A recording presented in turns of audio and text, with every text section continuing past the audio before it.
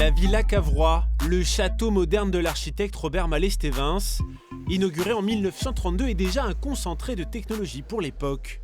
Dans les pièces d'eau, 3 robinets pour l'eau chaude, l'eau froide et l'eau adoucie.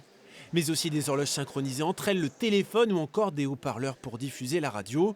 Première raison pour laquelle il s'agit là d'un monument exceptionnel. Cette villa, qu'on l'aime ou qu'on ne l'aime pas, il y a quelque chose qui est indéniable, c'est qu'elle est à la pointe de la technologie.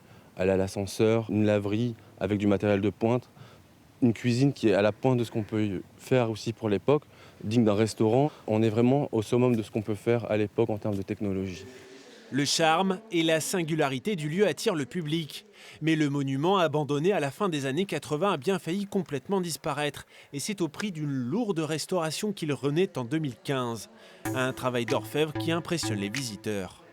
Ils ont vraiment eu le souci du détail et de reproduire à l'identique avec des artisans aujourd'hui. Donc toutes les techniques, les caches radiateurs, des étagères, des choses comme ça. Aujourd'hui, c'est quelque chose qu'on ne fait plus vraiment. Et donc ils ont dû retrouver des artisans, à mon avis, qui arrivaient à gérer toutes ces techniques de bois. Et j'avoue que ça, c'est très très impressionnant.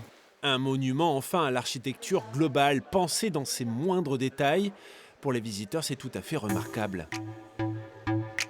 Le côté luxe, confort et tout ça discrètement.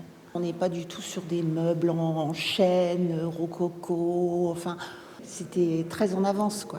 C'est plus années 50 qu'années 30. 3 raisons pour lesquelles la villa peut prétendre au titre de monument préféré des Français. Il ne reste que quelques heures pour voter.